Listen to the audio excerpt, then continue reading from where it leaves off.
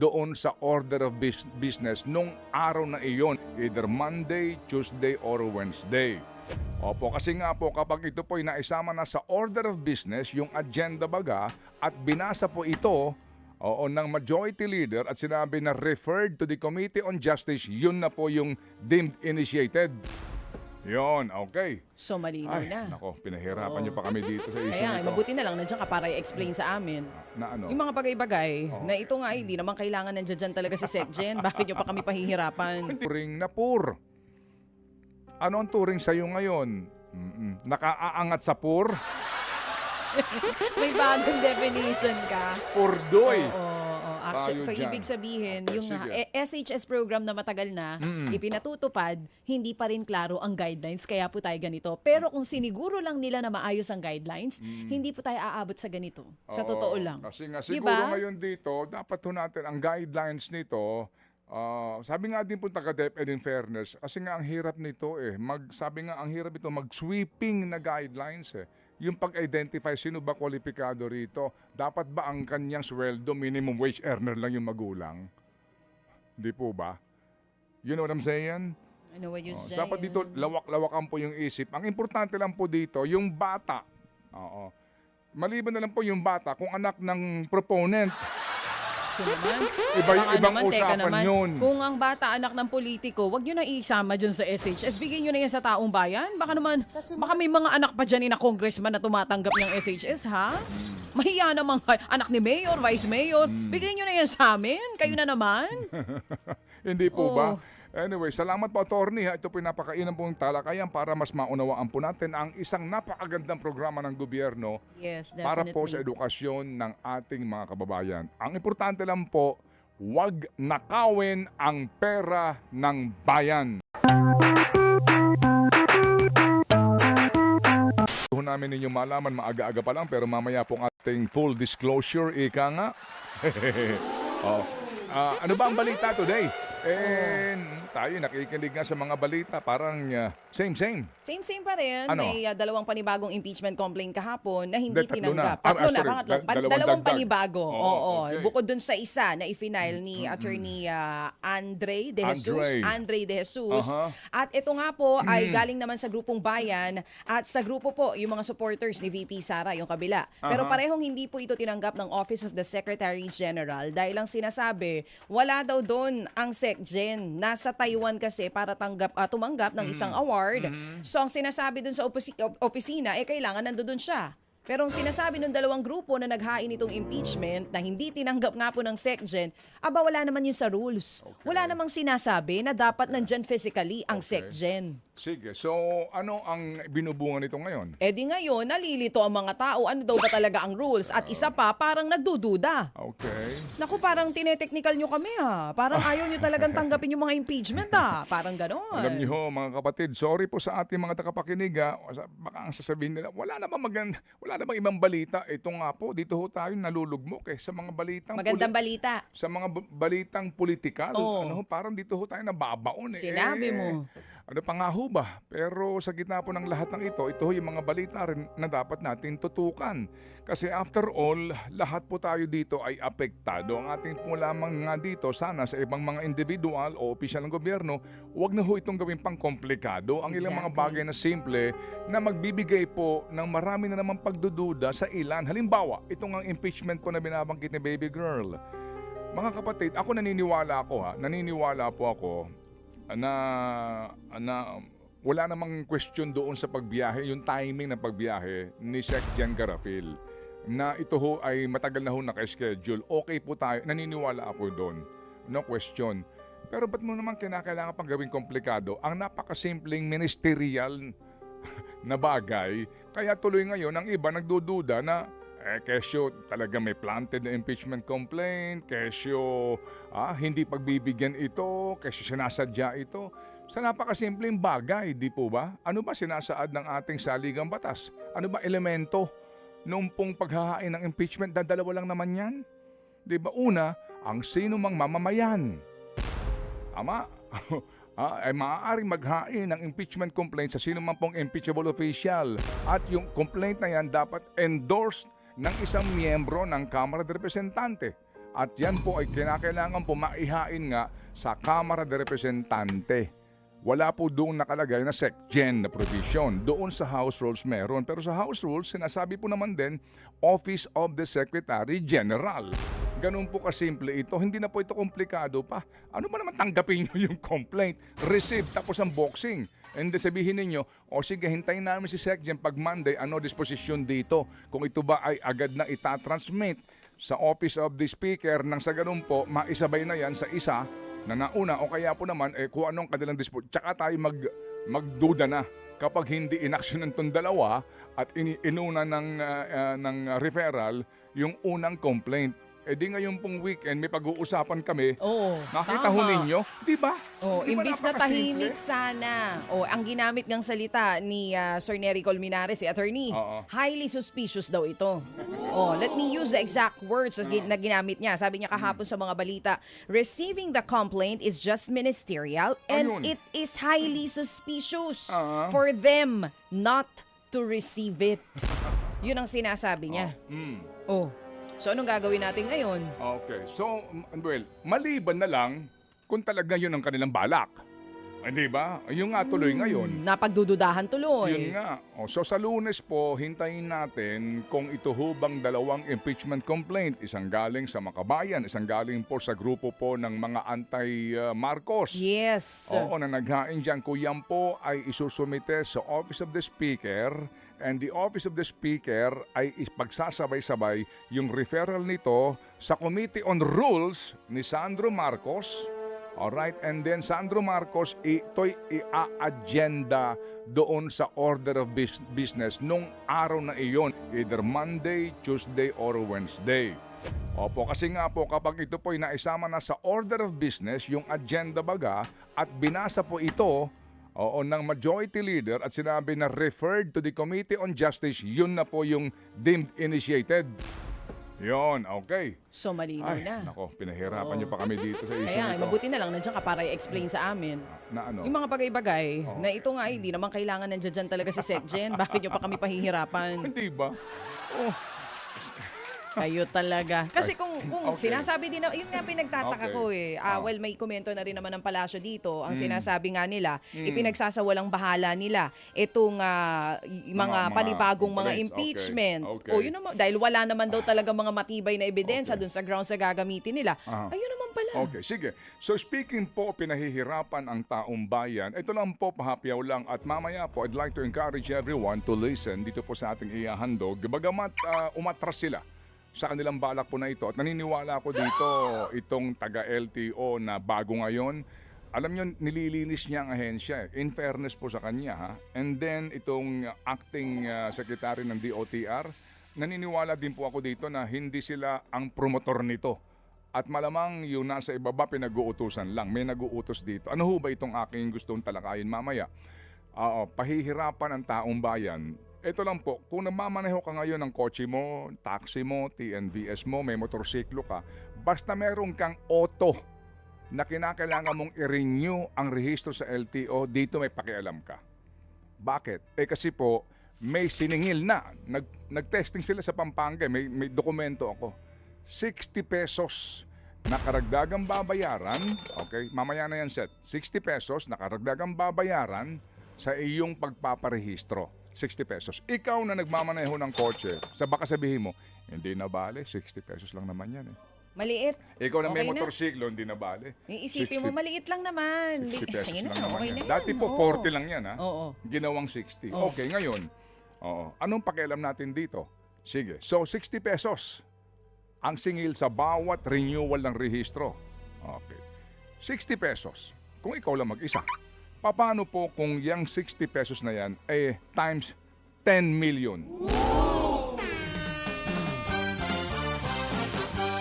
10 milyon na bilang po more or less ng mga nagpaparenew ng kanilang rehistro, motorsiklo o sasakyan dyan sa LTO. Hindi ho ba 600 million pesos yan? Nang walang kahirap-hirap. Sino promotor nito? Sino na naman po ang genius na nakapag-isip nito?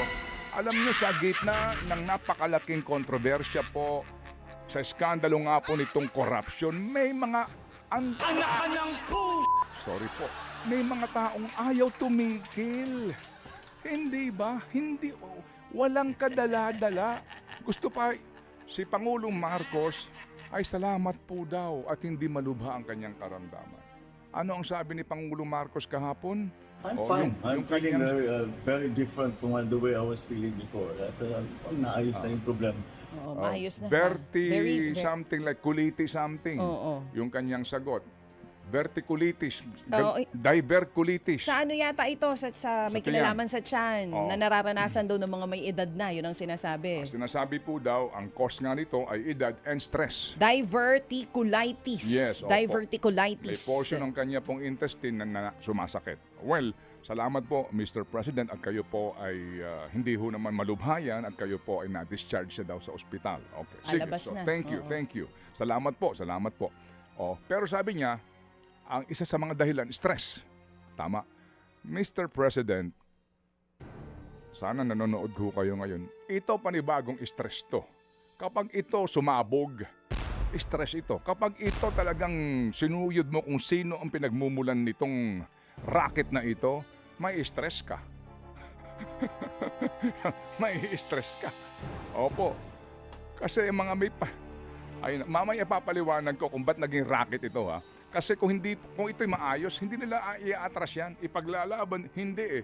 Inatras na po nila. In fairness, naglabas na po ng memorandum. Meron akong kopya ng memorandum na inilabas nila to implement. Alright, ngayon may nagreklamo doon sa naturang opisina, pinaabot sa atin, and then atin pong diniscuss nung isang araw, pahapyaw lang. So ngayon po, nag-issue ng memorandum, pinahihinto. Nakita nyo na. And then, sinabi daw ho, medyo pag-aaralan pa, etc. Pero mamaya, ipapaliwanag po sa inyo kung gaano po, kaswitik itong mga taong ito. Walang kahirap-hirap. Diba? Walang kahirap-hirap. Kikita sila ng daan-daang milyong piso. Mabuti kung may pakinabang ang taong bayan, hindi po eh. Dagdag lang na bayarin at dagdag lang po na layer dito po sa ating pagpaparenew ng rehistro. Opo mga kapatid, mamaya po yan, abangan po ninyo. Ay papaliwanag natin ng masinsinan po para maintindihan po ninyo itong isyong ito. Think about it. Grabe. Kasi simula pa lang natin may pasabog ka na. Hindi ba? Hindi ka sabi ko Pero kasi totoo yun stress talaga ito, sakit ng ulo ito kapag nalaman ng Pangulo kung saan ang gagaling itong 60 pesos na ito. Ang yayaman nyo na. Oh. Dami nyo ng pera. Oo. At sino ba may-ari ng kumpanyang ito? Yan ang pinakamainam dyan. Oo. Ang dami nyo ng kwarta, hindi kayo makontento. Hindi ba? Siguro talaga nakaka-addict ang pera. Gaano ba karaming perang kailangan nyo sa mundong ito? Di ba? Parang hanggat hindi nila nasisimot lahat ng pera, hindi titigil Oo. Oo. Babaunin niyo po ba yan? Sa baba? Sige. All efforts ang gagawin nila. Para po dito sa impeachment na hindi nila sure. So, bukas naman daw ang opisina. Ba't sinasabing hindi hintayin natin filed? Monday. Oo, Okay, yes, opo. yes. So, kasi si Sec Gen Garafil nando doon sa Taiwan, kumpirmado ho naman at noon pa ho ito naka-schedule. Kasi kung sa Monday po, ang ihahain, kumbaga, ang formal, na ihahain at masasama po sa order of business at ang maituturing po na initiated complaint ay yung complaint number 1, garapal naman yun. Diba? Si Garapil nando doon sa Taiwan Garapal naman yun kapag... Diba? Tama, big boy? Ay, anak. Nadulas ka lang. Anong nadulas? Doon sa Garapal? Marami talagang Garapal dito. Okay. Sige, 6:22. 8:22 po ang ating oras. At ang ating nga pong tamang oras atid sa atin ng Boss Max 3 Coffee. Boss Max 3 Coffee, alam mo na kagad, amoy pa lang quality coffee beans at puno ng mangosteen with xanthan na mainam po sa ating kalusugan, pangangatawan. Boss Max 3 Coffee, kapeng mangosteen sa sarap. Available yan sa Mercury Drug, Watson, 7-Eleven, Southside Drug at mga piling supermarkets nationwide. Thank you, Boss Max. Good morning kay Sir Herman at Jason Panghulan. O sige po, maya-maya pong ating isa pang panayam sa napaka-importanting issue. So sa ating pong pagbabalik, bagamat kakapusin ako sa oras sa pagpapaliwanag po dito, pero ngayon po ilalatag ko itong akin na banggit nga kanina. Sa gitna po ng issue ng napakalaking iskandalo po ng korupsyon sa Pilipinas, may mga taong talaga naman nagpipilit pa rin dito po sa gusto nilang mangyari sa lahat ng mga Pilipinong nagpaparenew ng rehistro ng kanilang mga sasakyan. Sa kanya may mga kakilala kasi talaga ako na ang mga magulang po ay middle income earners na yung mga anak po natutulungan taon-taon nitong senior high school voucher program. Hindi naman po kasi ibig sabihin na ang bata ay nasa pribadong eskwelahan. Mayaman na po ang mga magulang. Mas karamihan po dyan ang ginagapang kahit gaano kahirap. Diba? At yung pong pagiging pragmatic, no? Dito po sa isyong ito na yung pong anak ho talaga ng mahirap, mas gugustuhin niya doon siya sa public school. Kasi nga kapag inilipat mo sa private school yung bata, sa senior high school ito ha, yung adjustment niya doon po sa environment na yun ng private school, including yung projects. Alam niyo na ho yun? Hindi po ba? Iba ho kasi nga sa public.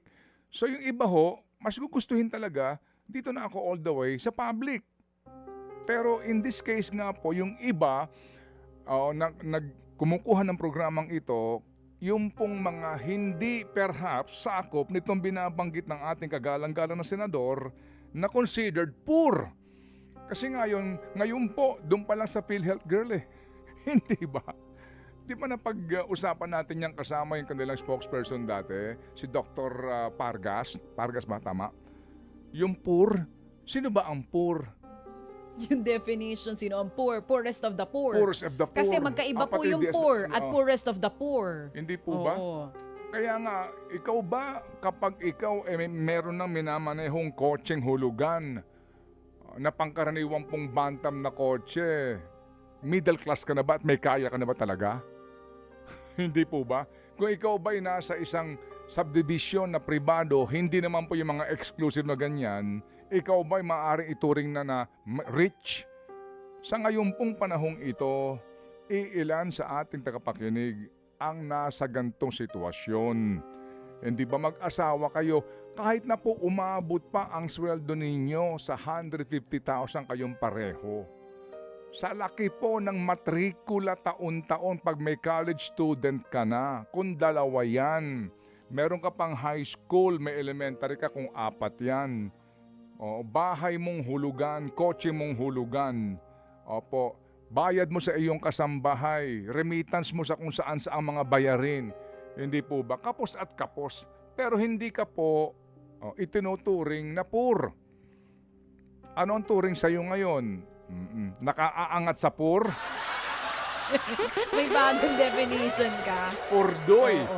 Action. So, ibig sabihin, yung SHS program na matagal na, ipinatutupad, hindi pa rin klaro ang guidelines, kaya po tayo ganito. Pero kung siniguro lang nila na maayos ang guidelines, hindi po tayo aabot sa ganito. Sa totoo lang. Kasi nga, siguro ngayon dito, dapat po natin ang guidelines nito, sabi nga din po taga-DepEd in fairness, kasi nga ang hirap nito sabi nga ang hirap ito mag-sweeping na guidelines Yung pag-identify sino ba kwalipikado rito, dapat ba ang kanyang sweldo minimum wage earner lang yung magulang? Di po ba? You know what I'm saying? I know what you're saying. Dapat dito lawak-lawakan po yung isip. Ang importante lang po dito, yung bata. Maliban na lang po yung bata, kung anak ng proponent. Naman. Iba yung ibang usapan yun. Kung ang bata anak ng politiko, wag nyo na isama dyan sa SHS. Bigyan nyo na yan sa taong bayan. Baka naman, baka may mga anak pa dyan na congressman na tumatanggap ng SHS, ha? Mahiya naman anak ni mayor, vice mayor. Bigyan nyo na yan sa amin. Kayo na naman.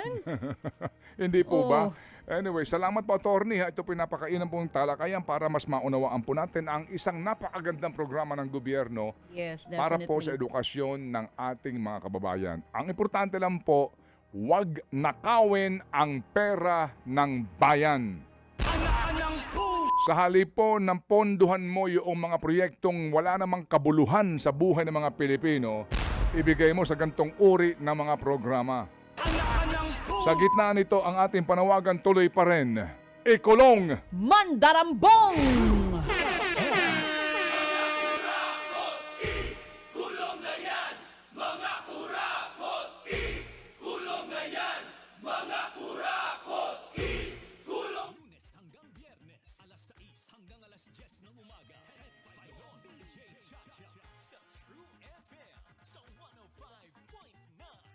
Kung kaya ko makompress itong isyong ito in 15 minutes. Gusto ko nga po itong gawan po ng episode ng Think About It kasi nga po may ilang komplikasyon dito, but I'd like to simplify the issue. Uulitin ko lang, girl, ha? Ikaw na nakikinig ngayon sa atin na taxi driver, TNVS driver, ikaw na private motorist, ikaw na nasa bahay ngayon, may kotse ka ba? May motorsiklo ka ba? Basta po tayo nagpaparenew. Ito si Ma'am Grace. Andiyan si Ma'am Grace? Oh, ito si Ma'am Grace. Tama, no? Ang ating director Hindi, ngayon. si Direk Joey yun. Si Direk Joey ba nandyan? Oo. Okay.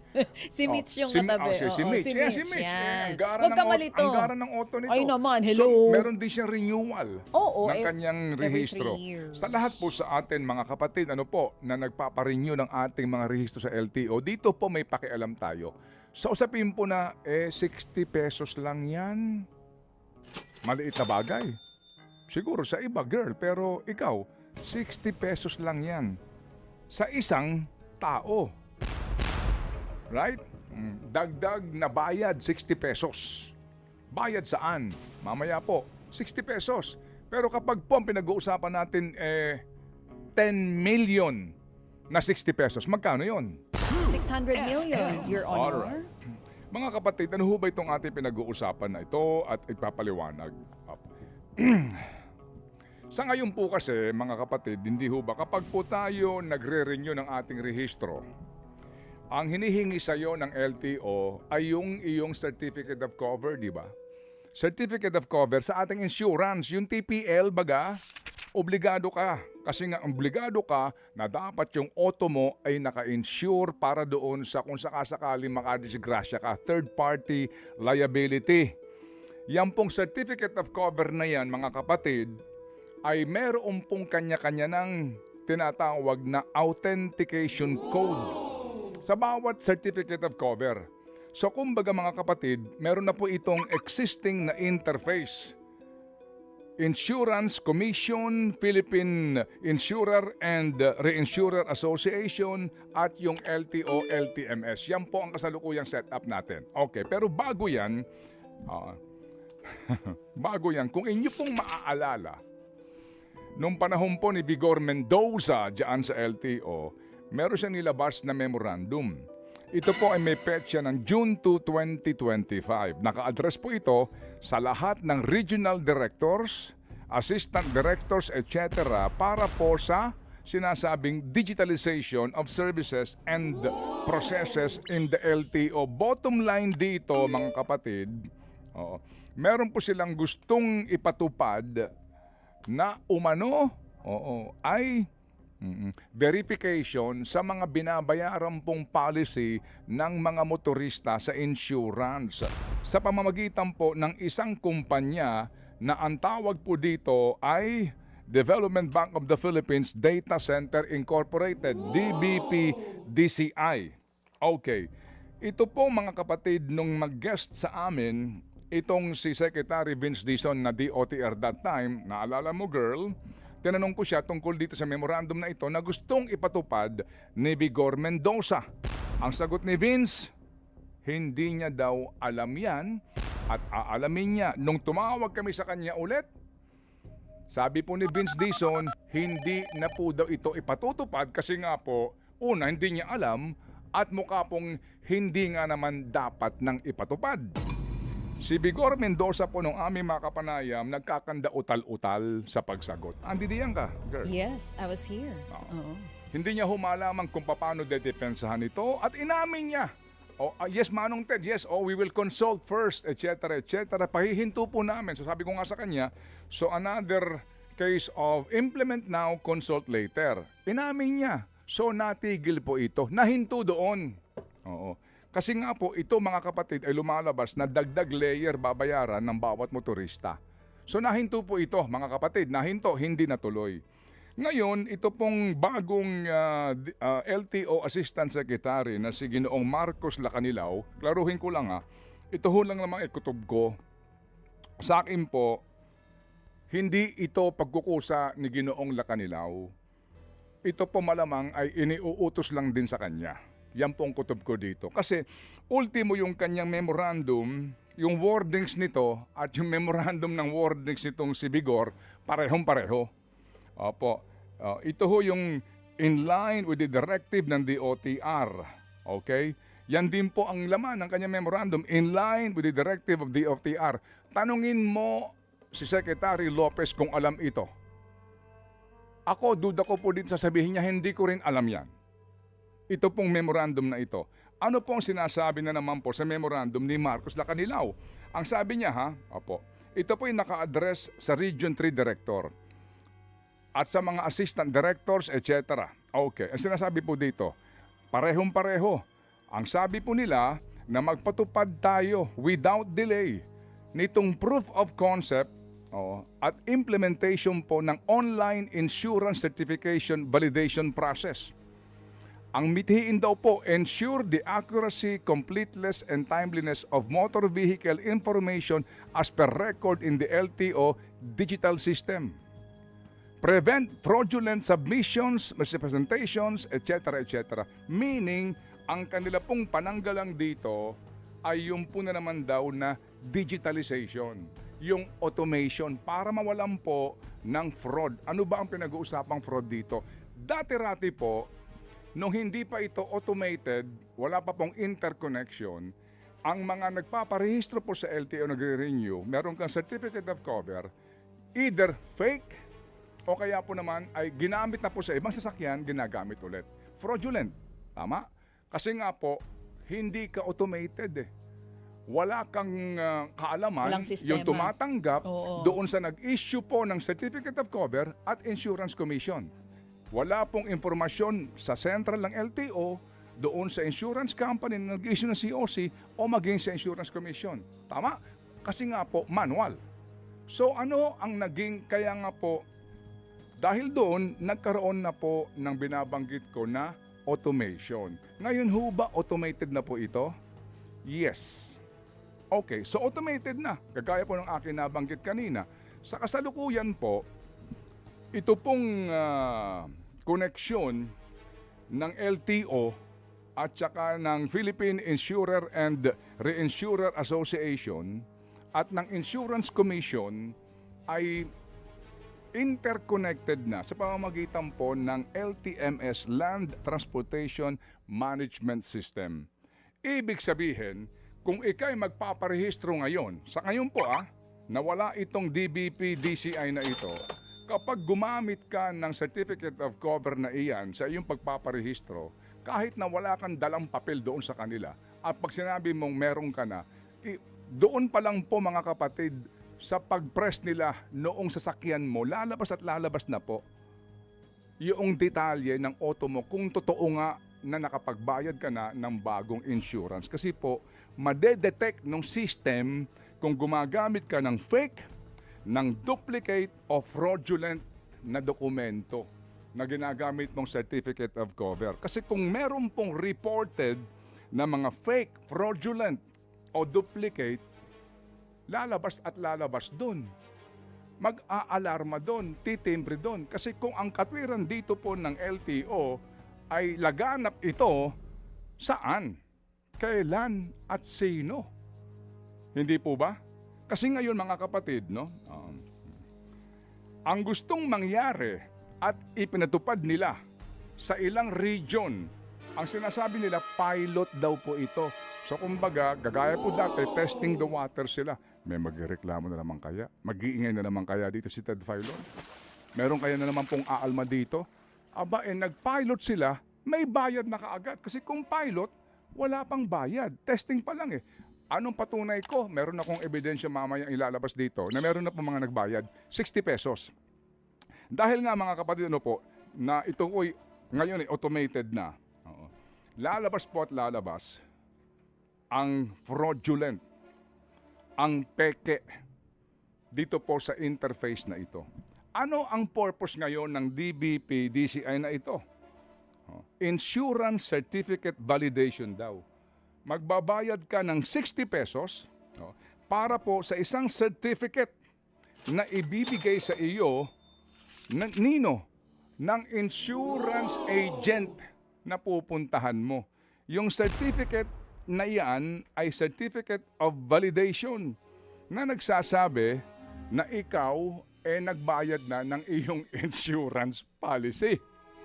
Yang Certificate of Validation na yan, mga kapatid, ang nag-i-issue niyan, hindi taga-DBP DCI, hindi taga-LTO, kung hindi pribadong individual na ahente ng insurance company.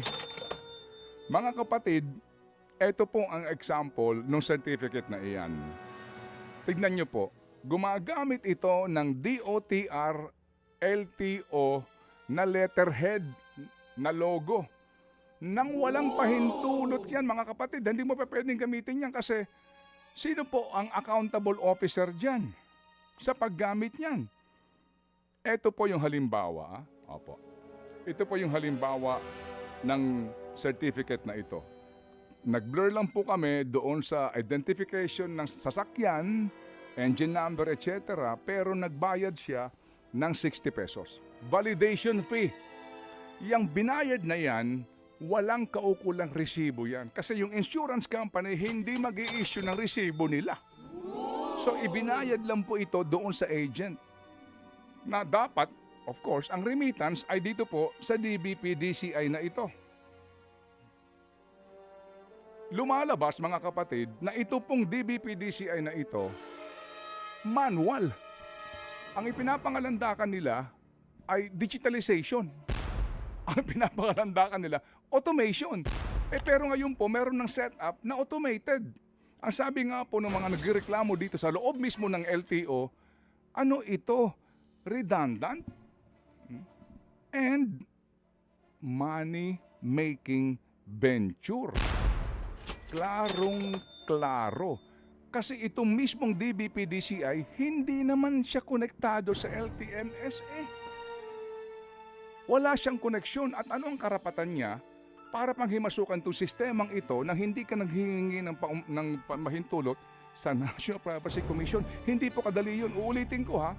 Sa kasalukuyan po, meron ng interface ito. Meron na silang programa na itong Insurance Commission, LTO at insurance company, itong sasamahan ng mga nagpapa-insure, meron na po silang interconnection nang sa ganun po, lahat ng transaksyon nando doon.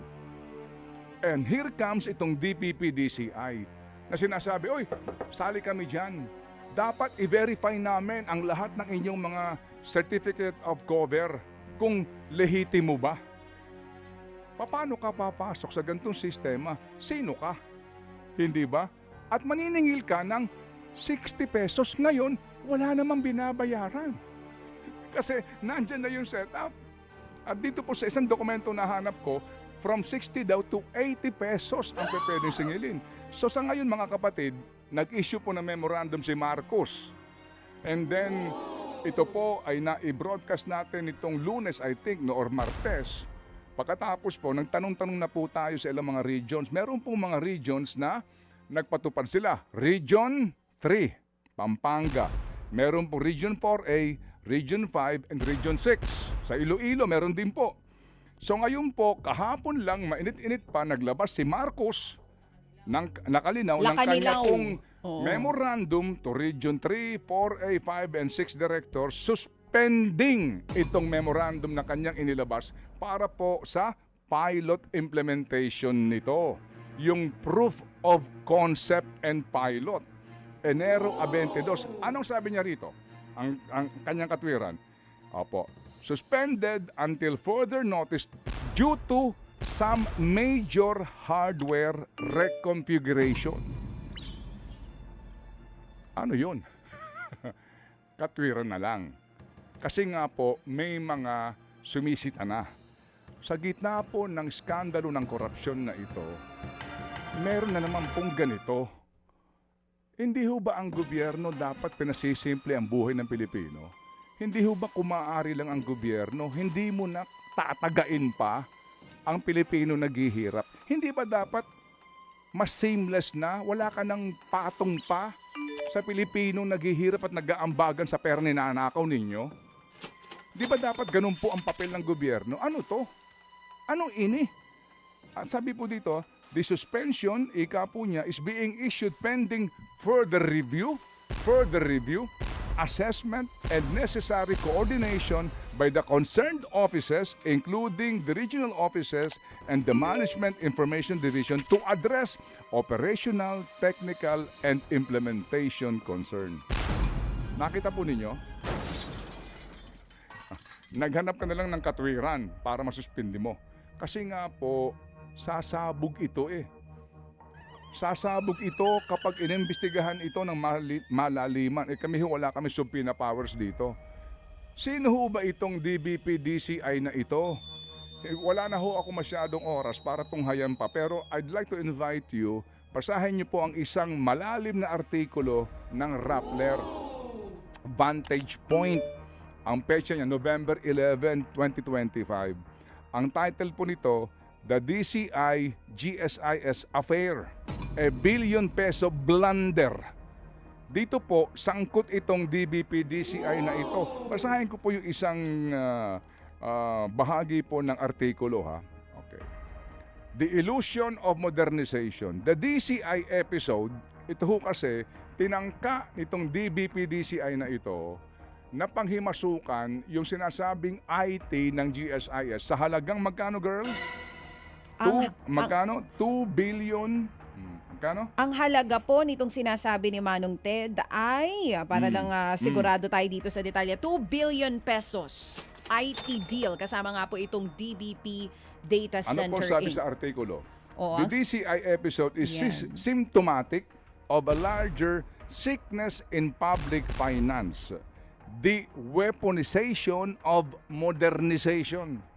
Every time an agency is caught in a scandal, it announces a grand reform project, usually IT-related, often multi-million peso or in this case, multi-billion peso worth. Okay.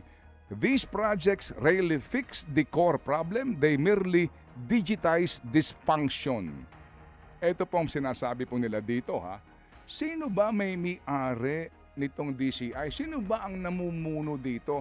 Ito po kasi naka-attach ito sa DBP, isa nga pong government-owned and controlled corporation. Pero kung tatanungin mo, assuming lang po na totoo ito, DBP, DCI, kayo ba ang may IT para dito? O you will outsource? Wala naman kayong kakayahan.